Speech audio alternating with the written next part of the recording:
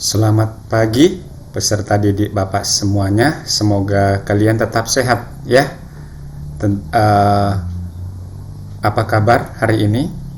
Tentu sudah 1 minggu kita berlalu karena pada hari Jumat kita tidak bisa mengikuti pembelajaran karena hari libur ya.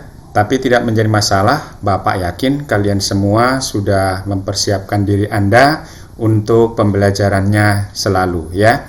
Jadi hari ini hari Selasa 4 Agustus 2020 kita akan melanjutkan pembelajaran kita yaitu pada pertemuan yang kelima. Jadi pertemuan kita hari ini ya, itu kita akan membahas tentang benua Eropa. Ya, benua Eropa, sekaligus anak didik kami dipersiapkan buku IPS dari Kemendikbud halaman 11 dan 36 ya, tentang benua Eropa, dan buku tambahan buku Brilian halaman 6, buku Intan Pariwara halaman 22 sampai 25 ya anak didik kami. Nah, maka kita masih masuk di kondisi alam daripada negara-negara di benua ya yang ada di dunia. Kalau pada pertemuan sebelumnya kita sudah membahas tentang 3 benua, maka sekarang kita masuk benua yang terluas keempat. Anak didik kami, Bapak tunjukkan dulu ke atas ya dari materi kita sebelumnya tentang peta dunia ya. Nah, ini peta dunia anak didik kami kembali diingatkan di sini karena diharapkan di sini anak didik kami mampu menentukan letak ya dan batas-batas. Anak didik kami pernah nggak melihat bendera IOC ya, International Olympic Committee ya, bendera Olimpiade itu ada 5 lingkaran itu kan, 5 lingkaran ya. Lingkaran yang pertama warnanya kuning, itu melambangkan benua Asia. Ya, kenapa kuning? Ini menurut para ahli menunjukkan bahwa ras bangsa di benua Asia adalah ras Mongoloid. Kemudian ada warna merah. Warna merah itu benua Amerika ya, menunjukkan bahwa orang-orang Amerika itu suku Indian itu apa anak didik kami? Ayo. Iya, suka mewarnai tubuhnya dengan warna merah. Kemudian yang ketiga yaitu warnanya hitam ya, itu menggambarkan benua Afrika. Sudah Bapak jelaskan kemarin karena tanahnya berwarna hitam dan kulit orang-orang benua Afrika yaitu berwarna hitam atau ras Negroid ya. Dan yang keempat itu adalah warnanya hijau. Maksud Bapak adalah warnanya biru. Mengapa warna biru? Karena memang orang-orang Eropa itu memiliki kelopak mata warnanya biru. Nah, itu ya. Kemudian yang kedua, bahwa sejarah dulu bahwa bangsa-bangsa Eropa itu adalah kerajaan ya. Sampai sekarang masih ada negara-negara yang bentuknya kerajaan seperti Belanda ya. Kemudian selain Belanda Inggris ya dan sebagainya itu. Nah, nanti yang kelima kalau kita lihat bendera Olimpik itu warnanya hijau ya. Hijau itu menggambarkan benua Australia. Makanya kalau kita lihat benua Australia itu kan dia hanya bisa dihuni tempatnya itu oleh penduduknya itu tinggal di pesisir ya. Kalau di bagian tengah itu jarang karena dia bersifat kering ya, tandus. Maka banyak dijumpai itu di benua Australia itu stepa ya, padang rumput. Maka cocoklah ini untuk peternakan lembu misalnya ya. Maka kita kenal ada lembu atau sapi dari Australia. Baik, itu anak didik kami ya. Jadi ini adalah merupakan benua Eropa ya. Nah, anak didik kami harus bisa menentukan mana benua Eropa ya. Ini benua Eropa, Bapak tidak usah ulangi lagi. Benua-benua yang lain Bapak yakin kalian sudah paham. Maka kita lanjutkan ke bawah ya. Maka untuk ini anak didik kami, kita ke benua Eropa ya. Ini adalah benua Eropa ya anak didik kami. Ini benua Eropa ya. Ini peta benua Eropa ya. Peta benua Eropa ya, yang letaknya berdempetan ya, berdempetan atau satu dengan Asia ya, maka disebut dengan Eurasia. Nah, kalau kita lihat batas-batasnya anak didik kami, ya, benua Eropa ini, di sebelah utara itu ada Laut Es Utara, ya, ini Laut Es Utara. Di sebelah selatannya itu benua Eropa itu dibatasi oleh Laut Hitam dan Laut Tengah. Di sebelah baratnya itu ada Samudra Atlantik, ya, dan benua Afrika. Dan di bagian timurnya itu, sebelah timur, ada benua Asia dan Laut Kaspia. Ya, ini adalah contoh atau negara-negara yang terdapat di benua Eropa. Ya, nanti silahkan anak didik kami bisa dilihat di petanya, di buku paketnya juga itu ada. Ya, Bapak hanya menunjukkan saja agar kita bisa melihat cara bersama-sama. Yang berikutnya ini adalah negara-negara, ya, bendera negara-negara yang terdapat di benua Eropa. Ya, ada Inggris, ya, negara Inggris. Kemudian ada Turki, ya, ada Turki, ada Jerman, ada Italia dan sebagainya. Nah, kemudian yang berikutnya Bapak tunjukkan. Nah, ini ya. Jadi benua Eropa itu menyatu dengan Asia atau yang disebut dengan Eurasia. Dia dibatasi oleh pegunungan Ural dari utara ke selatan, ya, membatasi Eropa dengan Asia. Eropa itu terdiri dari 5 wilayah, ya, anak didik kami, ya. Ada Eropa Utara, ada Eropa Selatan, ada Eropa Barat, ada Eropa Timur, dan Eropa Tengah. Jadi jumlah negara di benua Eropa itu ada 38 negara. Silakan nanti anak didik kami melihat negara-negara mana saja yang terdapat di Eropa Utara, negara-negara yang masuk ke Eropa Selatan, ya, dan seterusnya. Pemisahan benua Eropa dan benua Asia itu kenapa? Meskipun satu tapi dipisahkan oleh para ahli, ya. Kembali Bapak mengulangi lagi, ini terletak pada peradaban, ya, atau budaya dan peranan bangsa Eropa yang sangat menonjol dalam sejarah kuno dan modern. Jadi memang orang-orang Eropa itu, ya, terkenal dengan para pemikir-pemikir, ya, penemu iptek, ya, penjelajahan samudra, ada Bartholomeus Dias, Ferdinand de Lasalle, ya, Amerigo Vespucci, Columbus, ya, dan sebagainya. Jadi ini yang membedakan antara atau memisahkan benua Eropa dengan benua Asia. Kalau yang lain dia kan terpisah oleh perairan, kan anak didik kami. Kalau Eropa Asia itu dempet, ya, satu, tapi dipisahkan oleh para ahli karena peradaban, ya. Oke, karena peradaban. Lanjut, ya. Nah, kita lihat sekarang letak benua Eropa secara astronomis, ya. Secara astronomis itu 35 derajat lintang utara sampai 71,06 derajat lintang utara dan 9 derajat 27 bujur barat sampai dengan 66 derajat 22 derajat bujur timur. Letak geografisnya. Jadi benua Eropa itu antara benua Asia, Samudra Atlantik, dan benua Afrika, ya. Baik. Batas-batasnya di sebelah utara tadi sudah, ya. Saya pikir tidak usah Bapak ulangi lagi anak didik kami, ya. Nah, kemudian kita lihat dulu keadaan penduduknya anak didik kami, ya. Memang orang-orang Eropa itu memiliki warna kulit putih, ya. Kulit putih. Tetapi mereka memiliki ada ras yang berbeda-beda. Coba kita lihat itu, dan ciri fisiknya, postur tubuhnya juga, ya. Rambutnya juga. Kita lihat dulu suku Nordik. Nah, ini suku Nordik itu cirinya berambut pirang. Ini ada di Jerman, Belanda, Swedia, Inggris, Norwegia, dan Belgia. Kemudian ada suku Alpen, ya, cirinya berambut tebal dan gelap. Ada di Prancis dan Swiss. Ini dia. Jadi orang Prancis, Swiss itu masuk kepada suku Alpen, ya.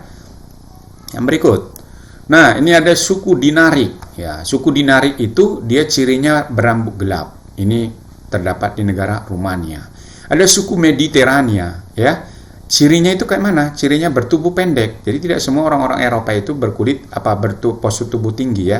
Tapi bukan berarti pendek sama dengan postur tubuh kita. Tidak, ya anak didik kami. Ya, tetap mereka lebih tinggi dari kita postur tubuhnya, ya. Tapi ukuran orang Eropa itu bertubuh pendek dan berkulit kekuningan.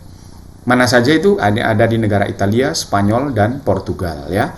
Kemudian ada namanya suku Slavia, di mana tinggal di Polandia, Bulgaria, Rusia, Cekoslovakia, Bosnia, Serbia, Montenegro, Slovenia, dan Kroasia, ya. Itu untuk suku-sukunya, ya.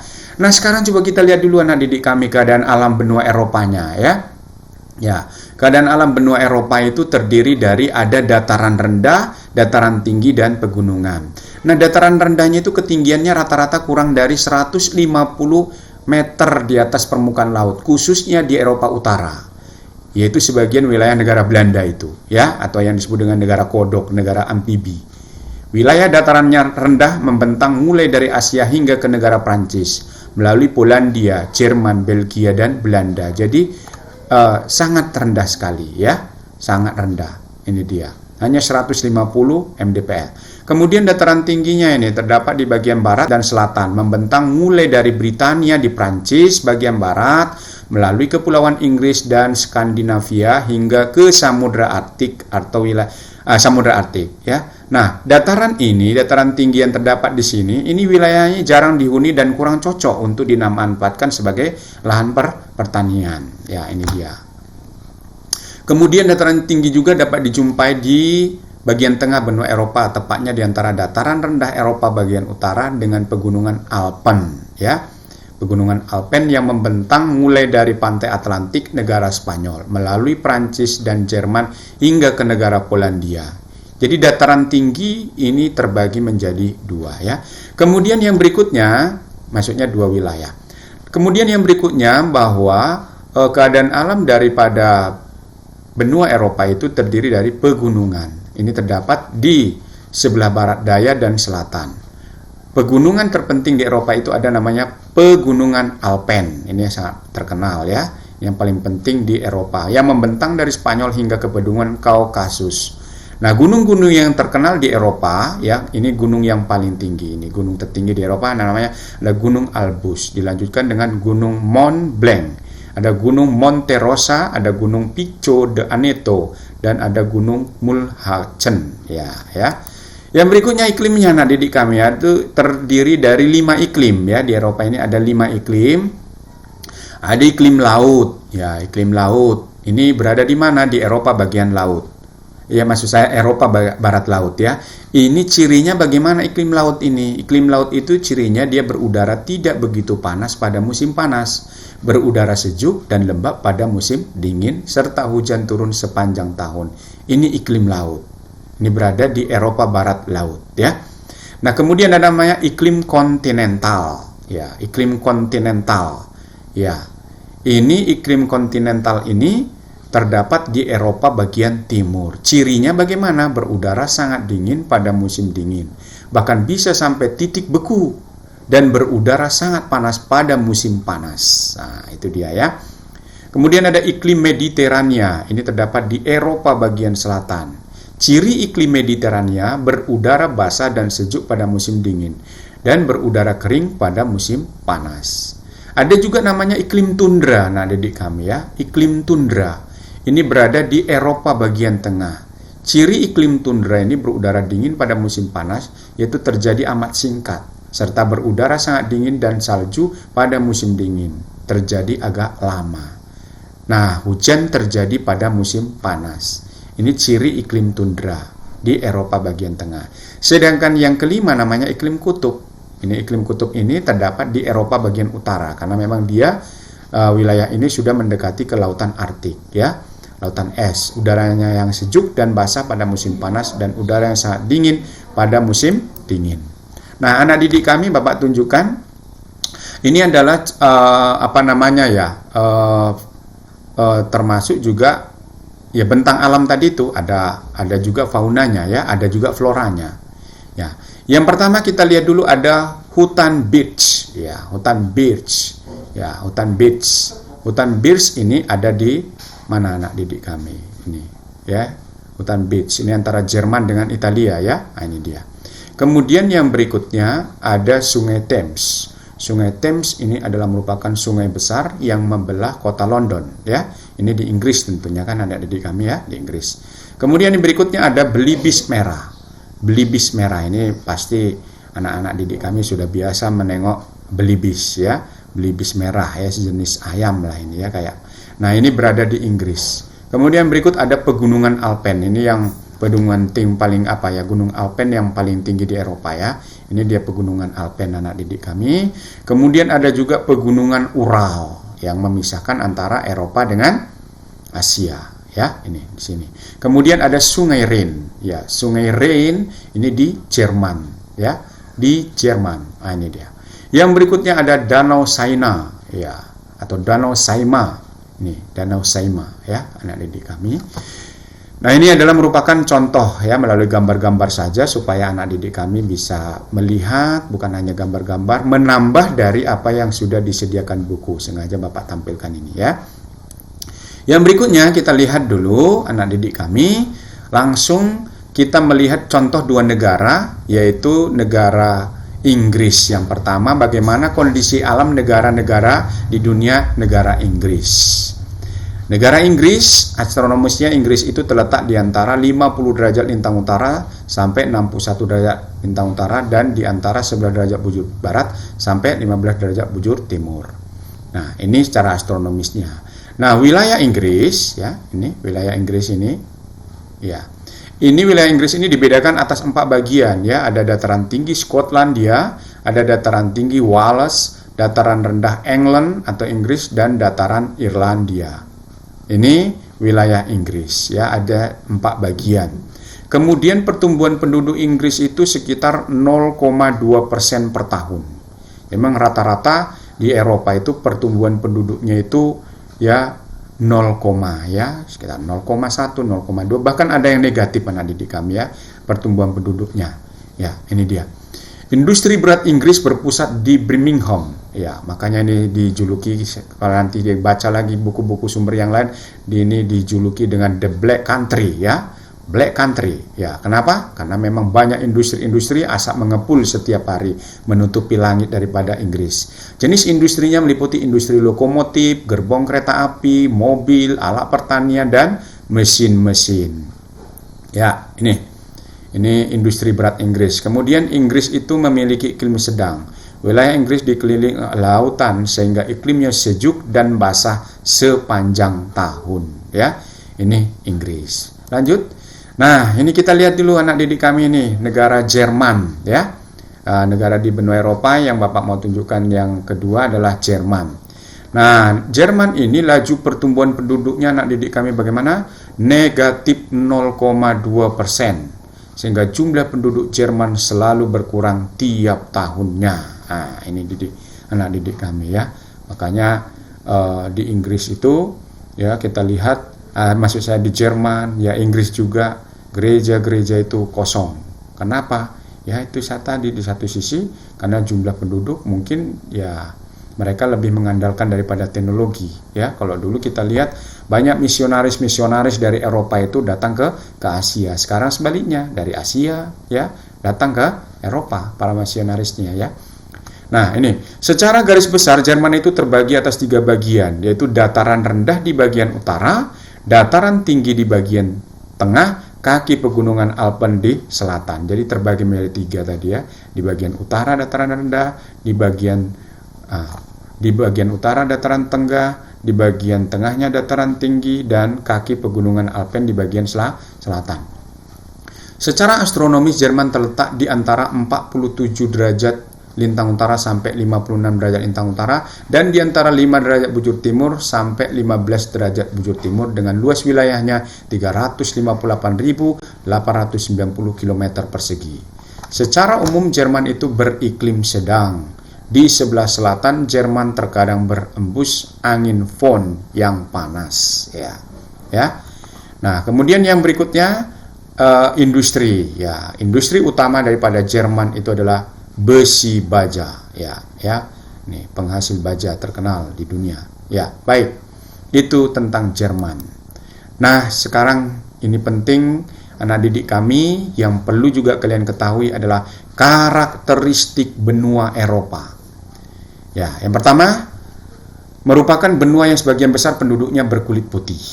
Ini jelas mempunyai daerah depresi yang cukup luas, yaitu Alexanderpolder, yaitu negara Belanda, ya. Karena apa? Karena memang wilayahnya itu berada di dataran rendah tadi, yaitu hanya 150 mdpl. Kemudian tempat tokoh-tokoh penjelajah dunia terkenal seperti yang tadi sudah Bapak sebutkan, pengantarnya ada Ferdinand Magellan, Bartholomew Dias, James Cook, Christopher Columbus, ya.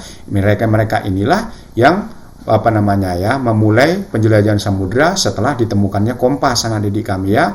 Nah, mungkin ini disebabkan oleh latar belakang bagaimana dulu kota yang ada di Romawi Timur, Konstantinopel, setelah dikuasai mereka oleh bangsa Turki Utsmani, sehingga yang sekarang menjadi wilayah daripada Turki itu dulu tempat daripada bandar-bandar daripada narkoba.